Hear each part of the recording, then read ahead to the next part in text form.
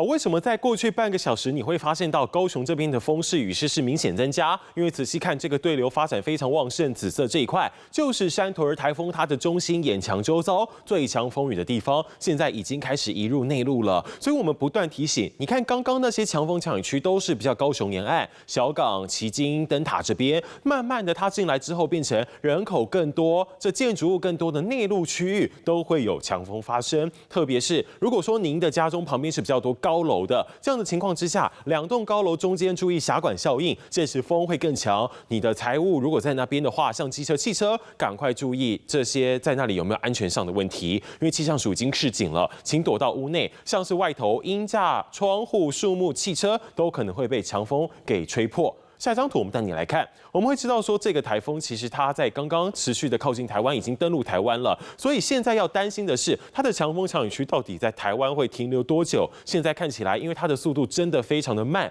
你想象就算时速是4公里好了，这沿路影响慢慢往北走，这台南、屏东的风雨都会持续增加，包含东半部地区、北部地区，这外围环流的影响，我们今天感受上面也会更加的明显。所以特别提醒台南、高雄、屏东，在未来几个小时，台风的强风强雨区进来，在它削弱之前，它都是个中度台风，这样的雨带直接进去，绝对会容易造成致灾的情况，我们要随时留意。下张图来看看，在过去到现在，其实你会发现雨量已经下了非常多了，还有风，我们也带你来看。包含现在其实我们刚看最新测站，你如果说台风中心靠近这里，你看雨已经那么多了，现在雨量持续增加，持续更大。那如果强风再吹下来，像刚刚高雄的汕头有刮起15级强阵风，沿海有17级的强阵风，这样子的雨其实打在身上你是会痛的。那很多民众楼层比较高，家里窗户如果还没做防台准备，请赶快用胶布把它粘起来，因为过去的2个小时，很多人家的玻璃都已经被吹破。简单来看，基本上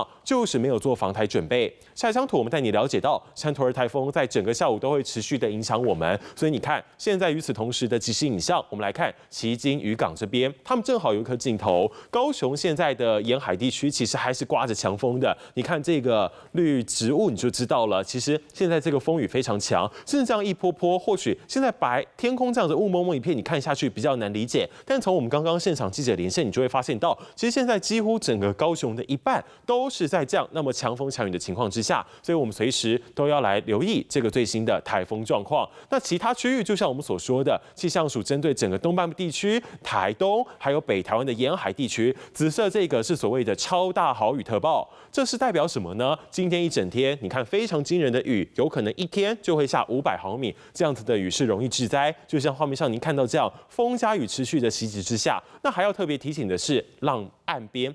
其实目前为止，整个岸边包含你看强风开始灌进来，雨持续下来，岸边的浪也有在往内陆拍打的情况。因为现在很多南部地区的沿海都出现了巨浪，这个巨浪有多高？8到9米，甚至10米高。你想象3层楼的巨浪是直接从原本很平面的海面上，突然间被台风给刮起来，这样往我们台湾内陆吹的。所以一定要注意，海边当然千万不要靠近了。特别提醒，如果家里头有人是养殖业的，他一定会担心会不会有灾损，提醒他注意安全。那你看，我们特别把数据秀在这边，包含目前整个沿岸的长浪跟强风，还有你看哦，不只是东部地区，还有南部地区，连离岛地区、台中也都有长浪出现。那至于强风，现在持续都还在上修当中，就像我们刚刚说的，旗津已经有14级，汕头已经有15级，高雄有17级。气象资讯我们会随时再帮大家掌握。Hello， 我是林明瑞，想要抢先掌握最及时的新闻资讯吗？赶快订阅、按赞、开启小铃铛，锁定我们华视新闻的 YouTube 频道。